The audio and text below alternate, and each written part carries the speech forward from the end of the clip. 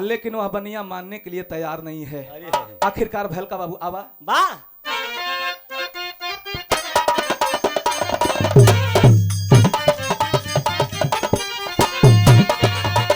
आए है।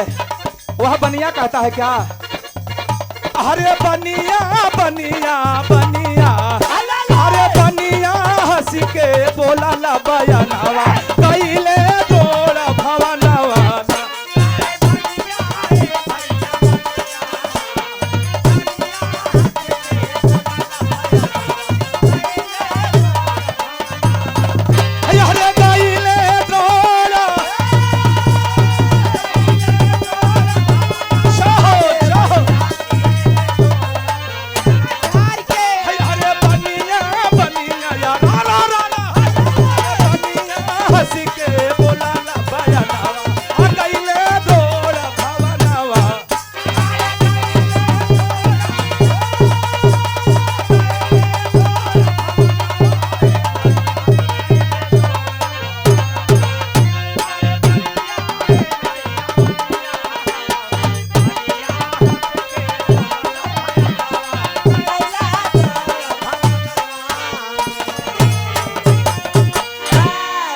आय हाय, मुस्कुराते हुए हंसते हुए वह बनिया कहता है, वाह कि रे सुंदरी, आए है ओ सुंदरी, हाँ तुम्हें नहीं मिलेगा, ले जाओ ले जाओ जो चाहिए ले जाओ। हाँ, अरे माँ दुकानिया उठाई ले जो ना गलवा उठाई ले जोता है।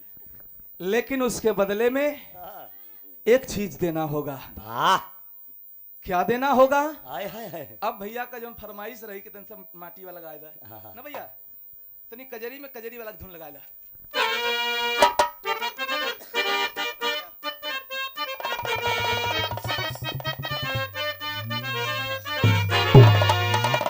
अरे बरस तनी बढ़ जा भैया।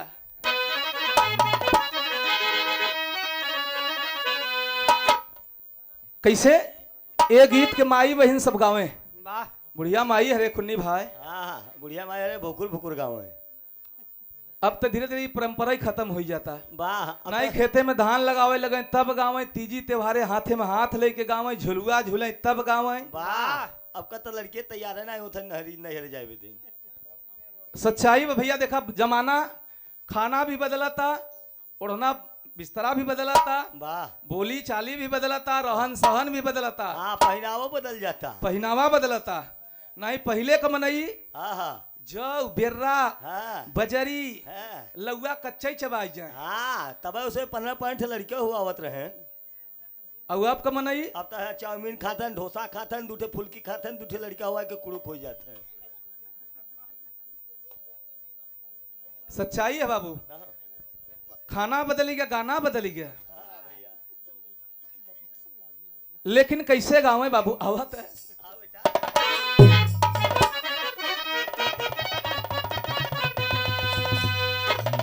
अरे बरसई बरसई रे सारे कावा, बरसई बरसई रे सारे कावा, घरवो दारई बाथरी।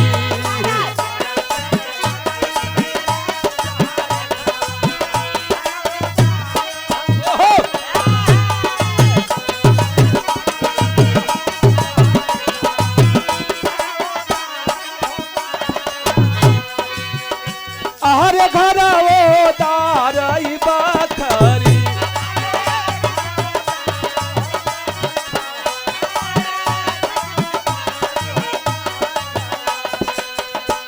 अरे बलमा मोर रजऊ गैलन हो विदेशवा, बलमा गैलन मोर विदेशवा, के बोवई है हो बाजारी।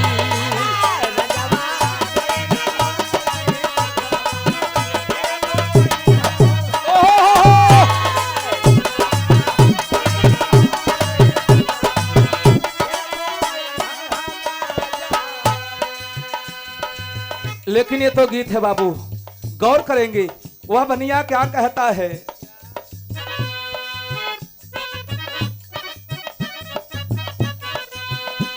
क्या कहता है जरा गौर करेंगे। वाह अरे गोरिया बड़ी सुंदर हो, वह बनिया कहता है द्रोण मुनि की अर्धांगिनी से कहता है कि सुंदरी वाह अरे गोरिया ले जा सब समनवा, अरे गोरिया ले जा सब समनवा, बस सथनवई देई दाना।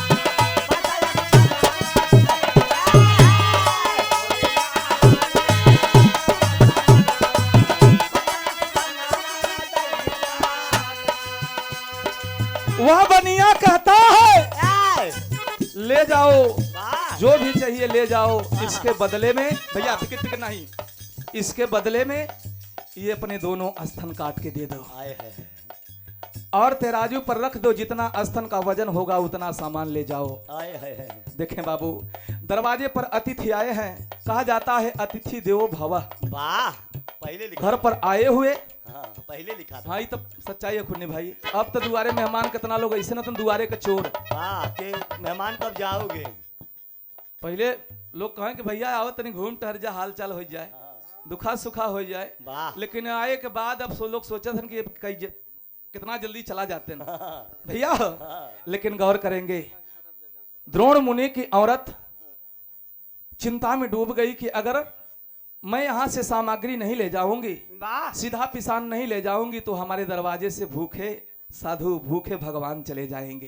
वाह इसलिए बाबूजी एक बार भी विचार नहीं करती हैं। कैलिंग का बाबू आवा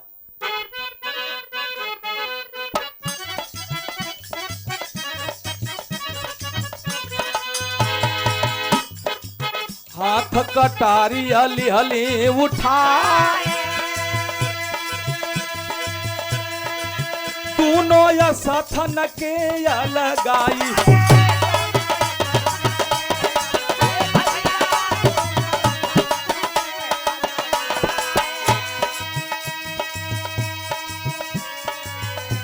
अरे भीजल लहू से सगरो तनावा, भीजल खुनवा से सगरो बसनावा, तू समनवा ले जाना, बसया सथनवा दे दाना।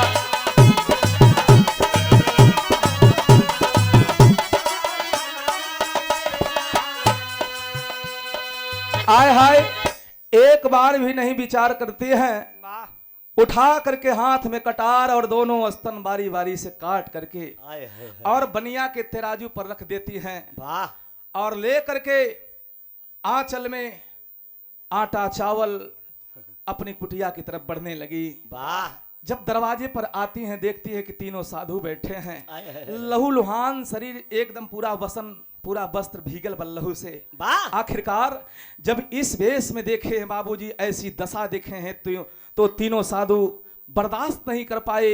आखिरकार वो तीनों देव वाह कैलन का बाबू आवा आए है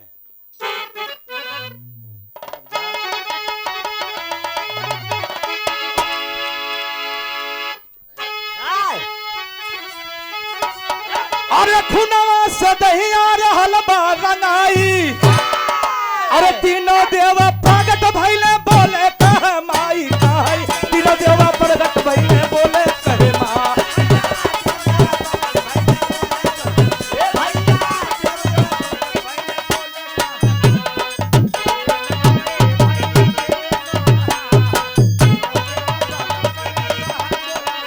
अरे बोले तीनों देव प्रगट भइले तब भाई तोहरे, अरे तोहरे या सथनवा का की मतलब छुटाई, बोली है मतारी बाबू आरा। तीनों देव अपने असली रूप में प्रकट हो गए, ब्रह्मा विष्णु और महेश। और भगवान श्री हरि विष्णु जी बोल पड़े आरामा तुम हमारी माँ हो, हम आपके बच्चे हैं, लेकिन बाबूजी इस तपस्या का, इस त्याग का, इस बलिदान का हम जरूर बदला लेंगे। बदला कैसे लेंगे? माई रोवे लगली, कहली प्रभु हमार तपस्या हमार तपस्या सफल हो जाए। वाह लेकिन तीनों देव कहत हुन कि माँ तुम वरदान मांगो, हम तेरी तपस्या से प्रसन्न हैं, तेरी भक्ति से प्रसन्न हैं, तेरे अतिथि सत्कार के भाव से प्रसन्न हैं। मांग ले माता जो मांगना है। लेकिन मतारी मांगत कहाँ बाबू? वाह आवा औलाद का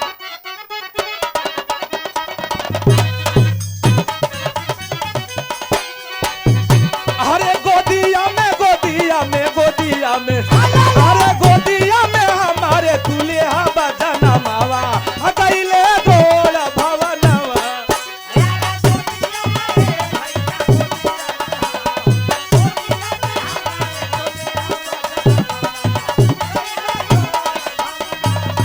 हय हरे गइले डोला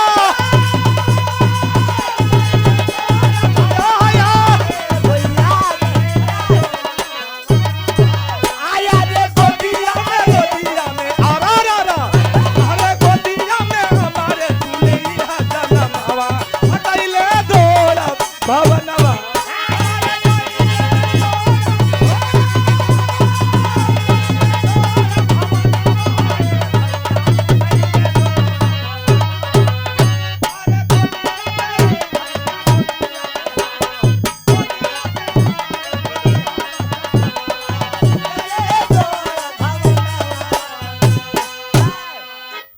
मतारी यह मंगलेंगे प्रभु हमरे कोख से हमरे गोद में वाह आप जन्म लेला। आए है कलम मतारी अवश्य वाह मैं वादा करता हूँ, भगवान श्री हरि विष्णु जी कहते हैं मैं वादा करता हूँ वाह और यह भी वादा करता हूँ ए! जिस बनिया ने वाह आपके स्तन कटवाए हैं वाह वो बनिया अब इस जन्म में तो नहीं लेकिन अगले जन्म में मैं उसे बदला लूंगा। वाह अच्छा तो भैया हो आशीर्वाद देके वरदान देके गैलन भगवान लोग, वाह लेकिन दूसरका जन्म का बात सुना तनी। वो बनिया के भैल और भगवान के भैल के करे घरे जन्म लेलन के कर दूध पियलन। अरे वाह जिया बेटा अरे दूसरा जन्म का हाल सुनाई अरे कंसा बनिया भइल न भाई हो कंसा बनिया भइल न। ए भैया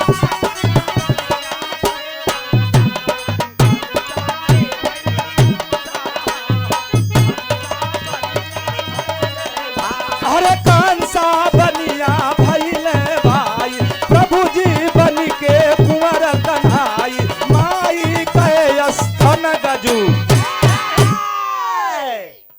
दूसरे जन्म में वही बनिया कंस बन करके पैदा हुआ है वाह और भगवान श्री हरि विष्णु जी कन्हैया जी के वेश में अवतरित हुए वाह और जिस स्तन को बनिया काटा था बाबू उस स्तन का पान करके भगवान अपनी माँ का दिया हुआ जो वादा किए थे बाबू वह वादा पूरा करके माँ के स्तन को उनके सीने को उनके दिल को उनके कलेजे को ठंडक देने का काम करते हैं उस स्तन का पान करके। वाह आखिरकार भगवान कन्हैया कंस का वध करते हैं दूसरे जन्म में। आए है वादा पूरा हुआ। गीत का मेरे अंतिम भाव।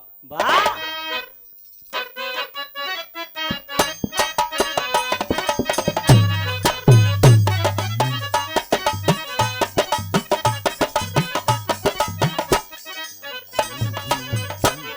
और परम पूज्य परम आदरणीय हमारे धर्म के बाबूजी श्रीमान जमुना प्रसाद बिंद बाबूजी की ओर से यह सादर 101 रुपया पुरस्कार बहुत बहुत आपके चरणों में प्रणाम आशीर्वाद की कामना है। आवा मास्टर।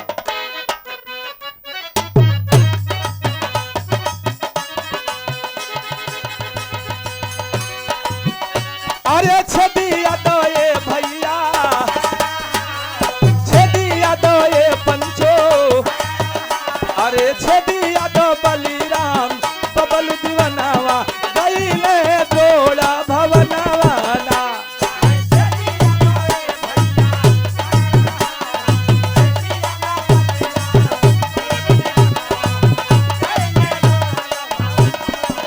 हय रे गईले गोला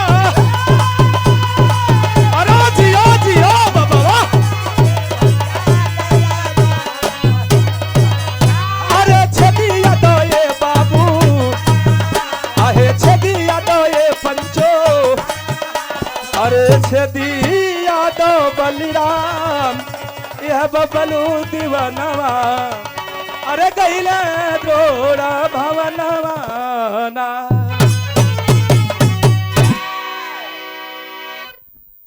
चलो भैया कुछ बजला।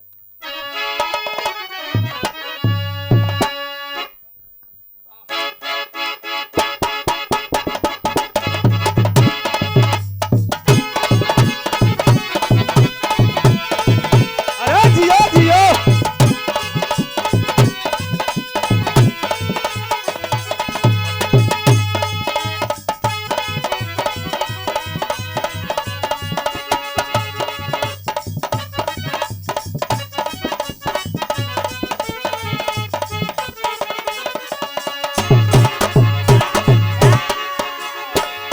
मास्टर साहब कोनो मीठ चीज बजावे चाहत रहा। भाई कैसे मीठ का लेबे? लेकिन जब बजाए दिहन हाथ फेर दिहन तो के पार कर दे। चलो भैया पखई अब जब हाथ फेरे रहे तो पार कर दे। कोनो मिला कोनो दुल्हन कहत रहे अरे बलमा हाय हाय सखी बलमा अरे बलमा कदर न जाने बाली रे उमरिया के अरे बलमा।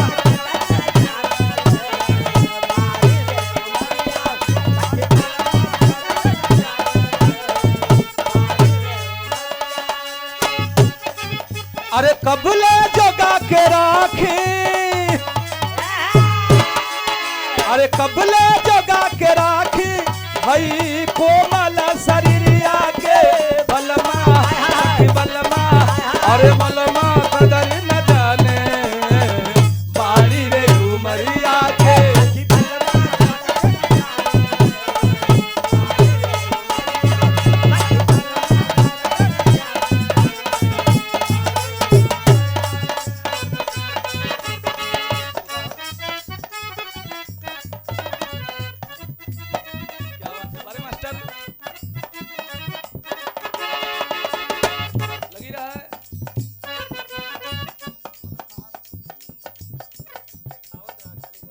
अरे काहे नथिया गढ़वला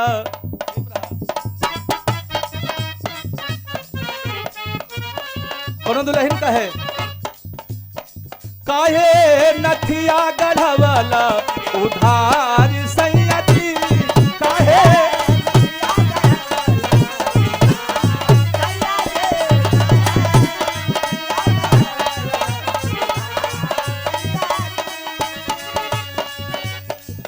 अरे राह चलिला तो के ला सोनार सैया जी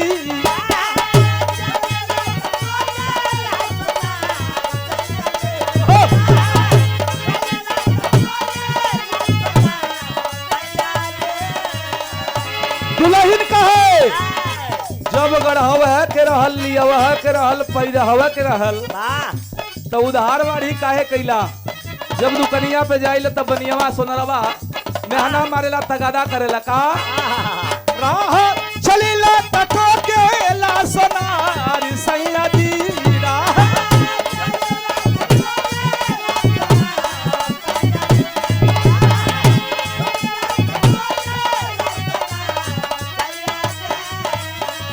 अरे काहे नथिया गढ़वला उधार सैया जी काहे नथिया गढ़वला।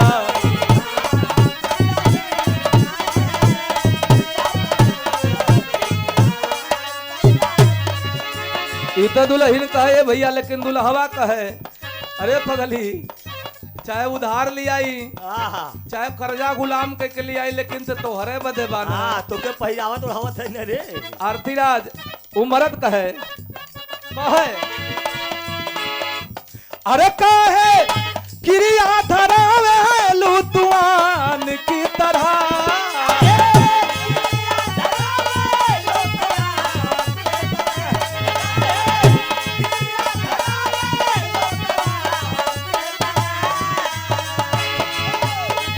अरे काहे क्रिया धरावे लुतुआन की तरह तोहके पुतरी में राखिला तवे मो फुलावत मेरा के पुतरी मेरा खिला परान की तरह के अरे मेरा खिला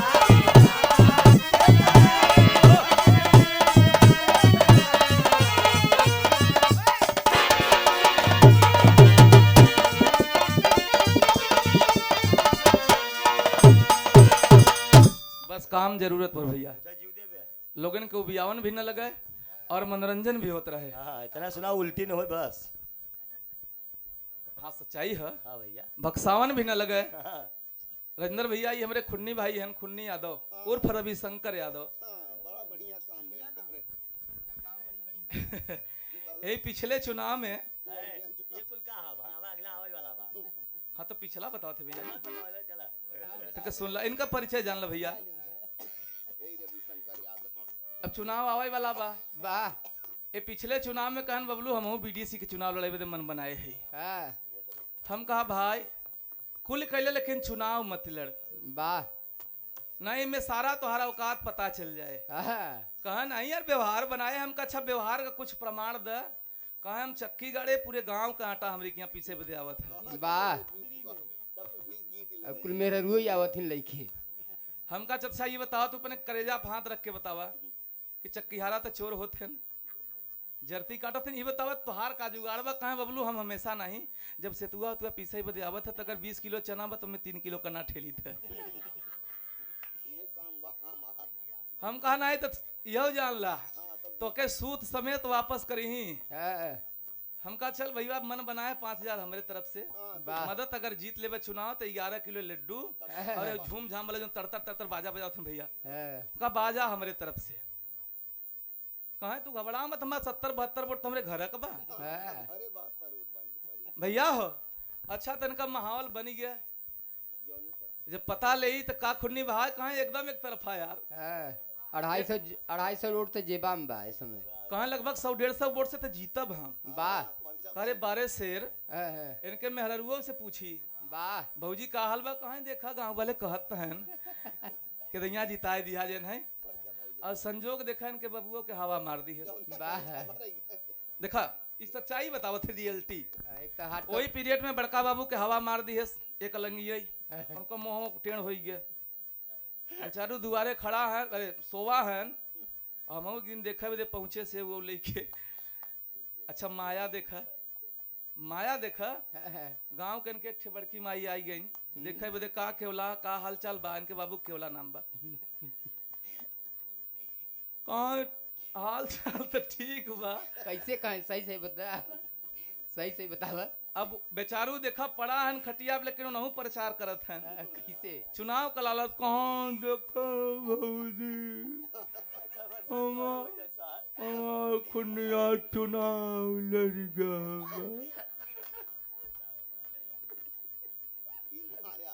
अच्छा इनकर प्रचार चपी बा भैया अब धीरे धीरे आई गए वोट पड़ाई वाली पारी का खुन्नी कहा एकदम तू घबरावा ही मत करम करे जियो शेर कम से कम अपने ग्रुप में खेप पदाधिकारी तो रहे।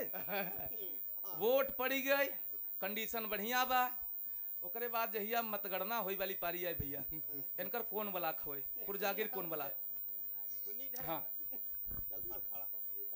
अब जहिया गिनती शुरू भाई फोन किया हमका का खुन्नी भाई हम अपने सिटी ब्लॉक में फंसा है का यार का कंडीशन बा कहें बस ये सागरपुर के बाद हमारे लोगों का नंबर आए चिकसारी सागरपुर फिर आएगा बास्थान बा लगावत फोन जुगाड़ हाल चाल लेत 12-1 बज गए भैया 1 बजे के बाद इनका मोबाइल स्विच ऑफ हो गए। फोन लगावत है स्विच ऑफ हम सोचा हो सका था काउंटिंग में बंद कर मोबाइलवा लगत मोबाइल इनकर 5:30 बजे मोबाइल खुली घंटी गई हम कहा लगता शेर हमारा जाग गया। अच्छा तो इनका फोन बजा तो उठाए इसके इनका मलकीन कहा कस भौजी कहरन भाई राम कहीं चुप रहा तो हम पचे लहा लोट दिए रहा हम कहा रे का भा कहाँ तब वही आए थे पेट कुइया पड़ा है। हम कहा मतलब यार बताऊ कुछ कहाँ मत बतियावा बबलू भाई हम कहा कैसन भौजी रे कैसन कुछ गड़बड़ हुई है का कहीं कहा बताई भैया ऊपर दरे दे जगन्नाथ तीन आए हम कह रहे कितनी वोट पड़ी, कहे मात्र 17 ठे वोट ही पाए।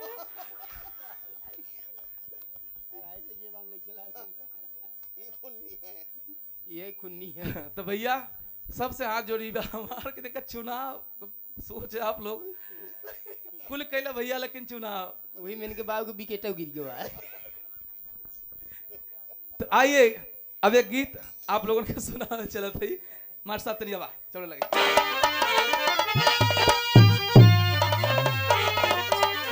हालो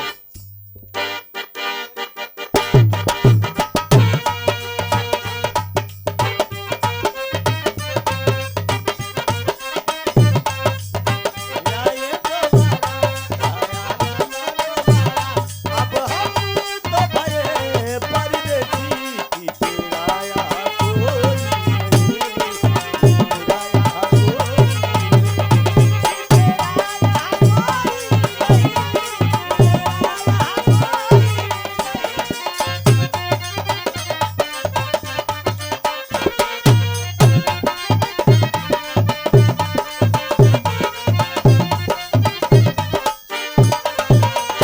आइए एक गीत मित्रता कैसी होती है, और मित्रता में कहीं कहीं धोखा भी हो जाता है, और कहीं कहीं मित्रता रिश्तेदारी से भी बढ़ के हो जाता है गहराई। वाह लेकिन भैया कभी चौलर के भाव में लिखत हन कैसे हाँ आवा। बेटा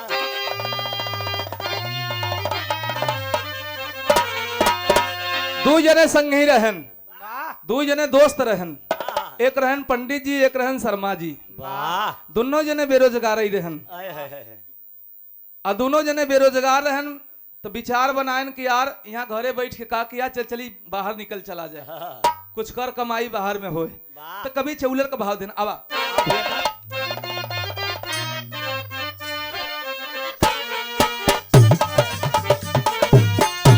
अरे कराने कराने कराने अरे कराने ये रजऊ कराने अरे कराने कमाई चले नाऊ अब भनावा घरवा से कैल पाया नवाना।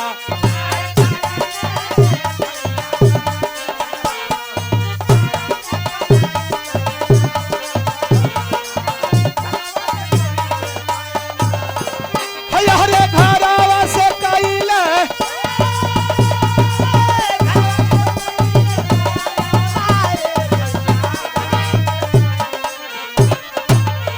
अरे करने ये भैया करने करने कमाई चले नाऊ या भनावा घरवा से कैल पाया नवा।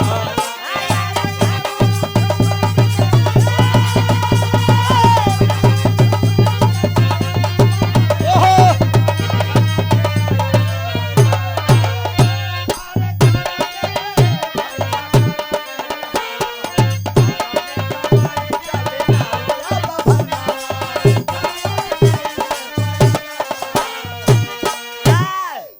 करने कमाई चले नाऊ अब भनवा घरवा से कैले पयनवा ना। मास्टर साहब तनी लाइन से रहा, ये देह को पसीना निकला तो जानला कमजोरे होत है। वाह ई पसीना जानता उजर का खून से तैयार होता बहू।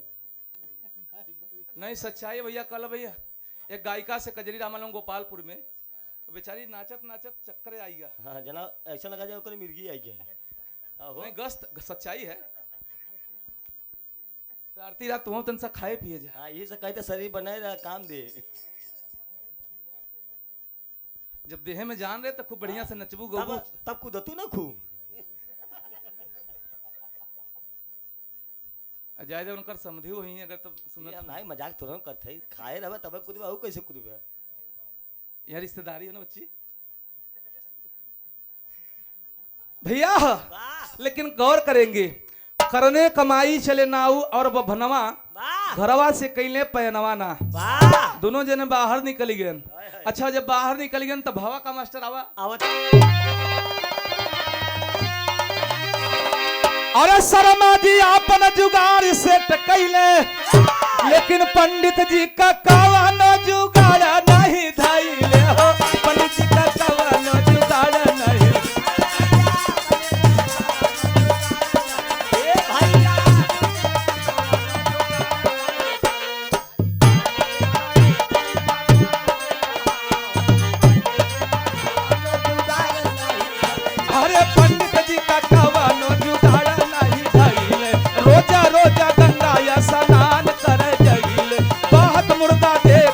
हाथ किनारे ले। अच्छा शर्मा जी लोग बका भैया अगर होया तो घबराया मत। हाथ जोड़ लेते ही ठीक बा। शर्मा जी दिमागी आदमी, वाह। इनके लोगों की बुद्धि बहुत होता है। हाँ पेड़ों का एना लगाई देते। अब भाई पंडित जी अपन जुगाड़े खोजता काम धंधा खोजता। वाह। शर्मा जी एक पेड़े में शीशा टांग के हाँ बुढ़िया बिछाई के अपन शुरू कर दें जुगाड़। कह दे चूड़ा टेटे। भैया हो वाह। 20-25 दिन बीत गया लेकिन पंडित जी बेचारू घूमते हैं। अब भाई घूमते ही बान। लेकिन पंडित जी का एक काम बहुत बढ़िया रहा, नित्य नियम से गंगा जी का स्नान करें। वाह। रोज रोज नहाए। एक दिन संजोग देखा नहाए के पंडित जी जब ही निकलन आए है। पलट के देखला कि एक मुर्दा बहल जात बा। वाह। और मुर्दा बदे पंडित जी फिर से गंगा के धार में कूदन और मुर्दा पकड़ के किनारे लिया। वाह। वो मुर्दा रहा कैसन के रहा कैसन आवा भैया? मास्टर।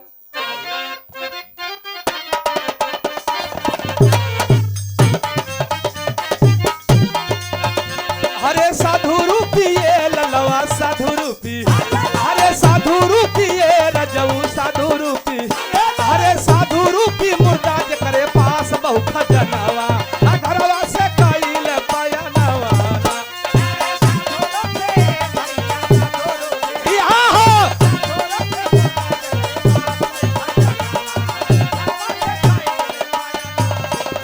हरे घरवा से कइल।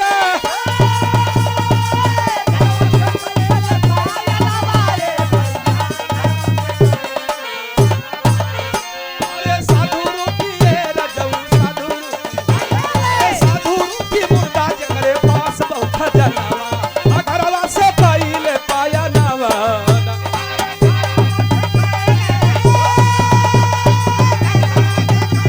क्या बात है?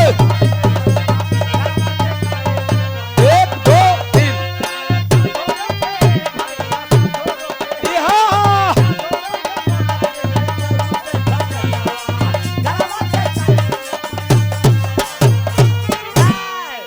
साधु रूपी मुर्दा जेकरे पास बहुत खजनवा। महिला कुचैला कपड़ा पहिरे वो मुर्दा आए है। के निकाल के पंडित जी किनारे लियान। वाह। आ किनारे लिया के लगन ओकर कपड़ा उतारे। वाह। 1 2 3 4 जब चौथका के नीचे देखेन वाह। तो सदरी बा मुर्दा के हाँ, शरीर हाँ, में। भाई पुरानी गंजिया जो पत्थर से जीवा लगा। और पूरे जीवन का कमाई वो मुर्दा वाह। साधु रूपी मुर्दा पूरे जीवन का कमाई माल खजाना वही सदरी में छिपा के रखले बा। वाह। देखें बाबू कहा जाता किस्मत के कर कब बदली जाए। अब देखो शर्मा जी तो हर जुगाड़ अपन बनान, पंडित जी के जुगाड़े हल रही गए। वाह। गौर करेंगे बाबू। हाँ। अब पंडित जी का जुगाड़ बनेगा। पंडित जी बड़ा खुश हुन। वाह। मुर्दा वही गंगा जी में फेंक के पैसा रुपया लेके वाह। आए न पड़े जब रूमे पर आए है। तब पंडित जी से बतावत बान भैया आवा।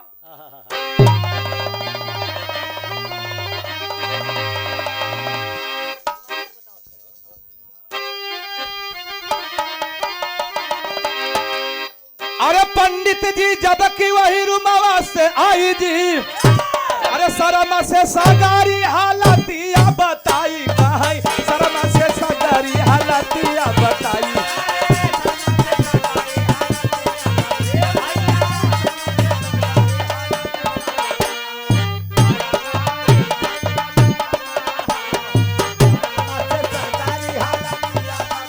अरे शर्मा से सगारी हालतिया बताई जी, हंसी हंसी पंडित बाबा बतिया सुनाई जी, शर्मा के दिलावा में लालच। पंडित जी बड़ा खुश हवन बतावत मान के रे यार हमार तो तकदीर ऐसे बदल गए पट्टे देना। वाह। अच्छा तो शर्मा जी जब देखेन पंडित जी के पास रुपया पैसा तो शर्मा जी के चेहरा पर एकदम साफ झलकई लगा कि इनके मन में मोह लोभ लालच आ जा। अच्छा लेकिन शर्मा करें तो करें का। आए है। दोनों जने जब शाम के वक्त खाना पीना बनावे लगन वाह। वही में बतलई होत बा ये भैया तो शर्मा जी का चेहरा देख के पंडित जी के मालूम होएगा कि इनके मन में पाप। वाह। ये लगा था हमारे संगे धोखा करे। ये आदमी हमारे संगे धोखा कई सकत है। वाह। ए बदे शर्मा जी से कहन कि शर्मा जी एक चिट्ठी लिखत है। वाह। ई चिट्ठी और चिट्ठी के साथ हमारा रुपया पैसा ले जा पंडिताइन के हमरे दई दे। दे दिया। आखिरकार भैल का मास्टर वाह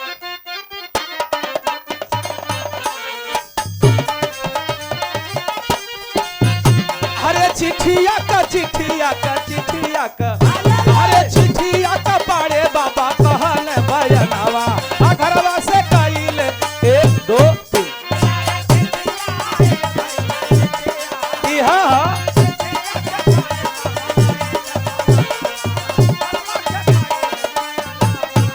अरे घरवा से कइल अरे जियो मालिक अरे चिट्ठिया ये रजऊ चिट्ठिया चिट्ठिया ये ललऊ चिट्ठिया चिट्ठिया कपाड़े बाबा बोलल बयनवा घरवा से कइल बयनवा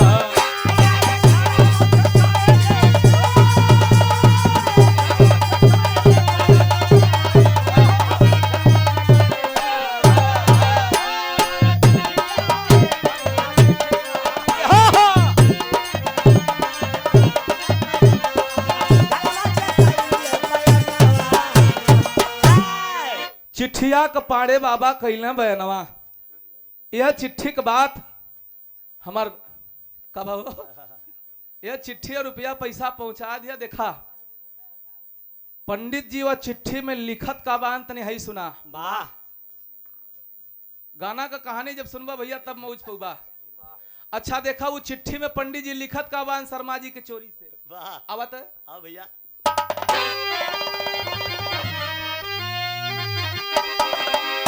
अरे पंडित लिखे हैं नरु का जामा बिचारी चिट्ठी में का लिखन का मात्र 5 अक्षर वाह कौन भैया न लिख के सुनना रू सुनना का सुनना जा सुनना मा सुनना यानी 5 अक्षर लिख के पांचों का आगे कखे सुनना लगाई दिहन वाह न लिख के सुनना म लिख के बने जो भी लिखेन तो पंडित लिखे हैं नरु का जामा बिचारी अरे शर्मा से बोले तब बतिया तिखारी का है शर्मा से बोले तब बतिया तिखारी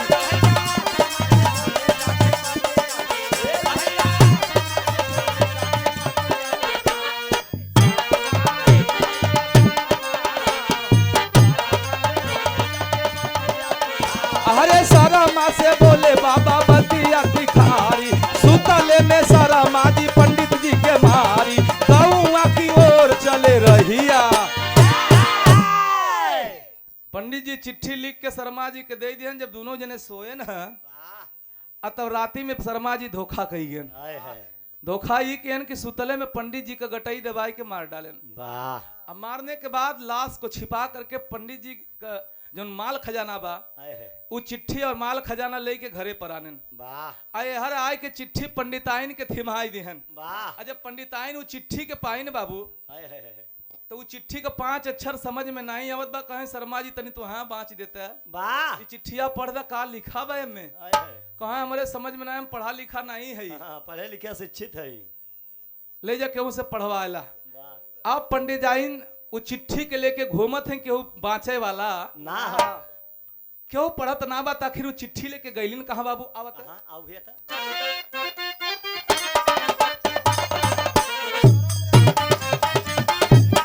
अरे राज दरबार बाबू राज दर अरे राज दरबार ओरी कईल पयनावा त घरवा से कईल पयनावा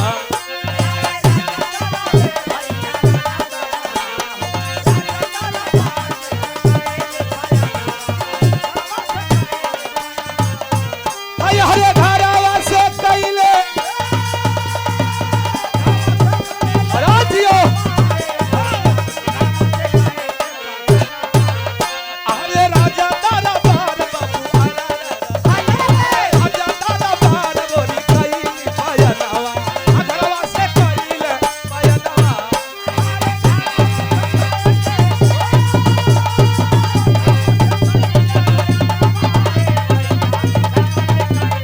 बहुत अच्छे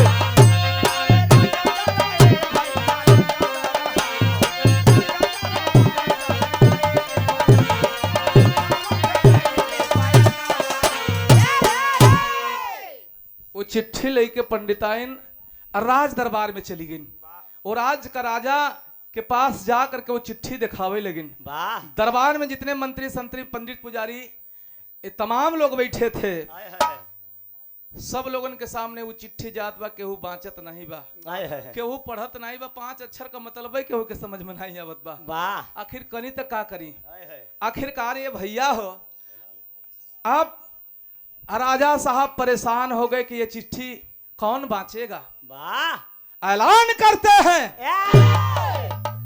ऐलान का कैला मास्टर। वाह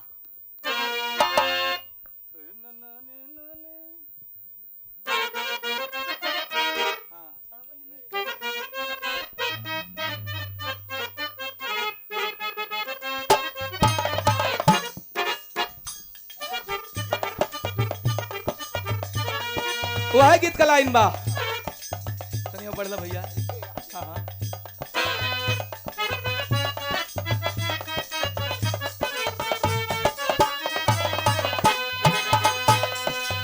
अरे कैसे खेले जाबू हो,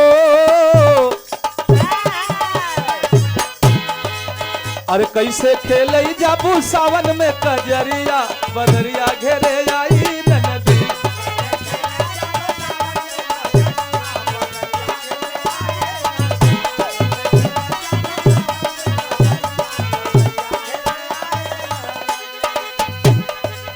अरे घेरी आई नदी, घेरी आई नदी। अरे छैला छेक ले है हो, अरे छैला छेक ले है तोहरो डगरिया बदरिया घेरे आई नदी।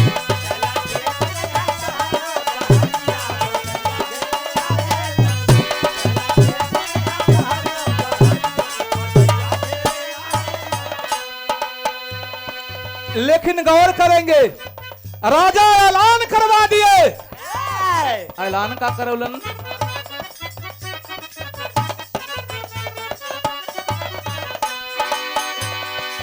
अरे राजा कोई दिहाल हो,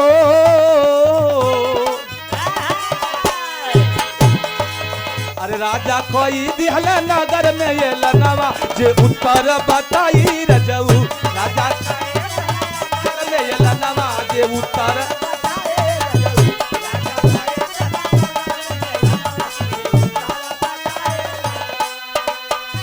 राजा ऐलान करवा दिए जो भी इसका उत्तर बताएगा, और खास तौर से हमारे राज्य के पंडित पुरोहितों के लिए ऐलान करते हैं, ये आप लोगों को बताना है। लेकिन शर्त का रखलन, जे की उत्तर सही बताई,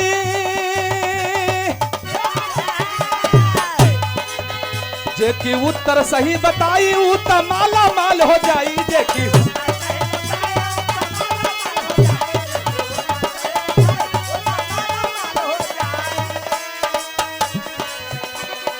जो उत्तर बताएगा इस 5 अक्षर का, उसे आधा राज का मालिक बना दूंगा, माला माल कर दूंगा। लेकिन जे न बता पाई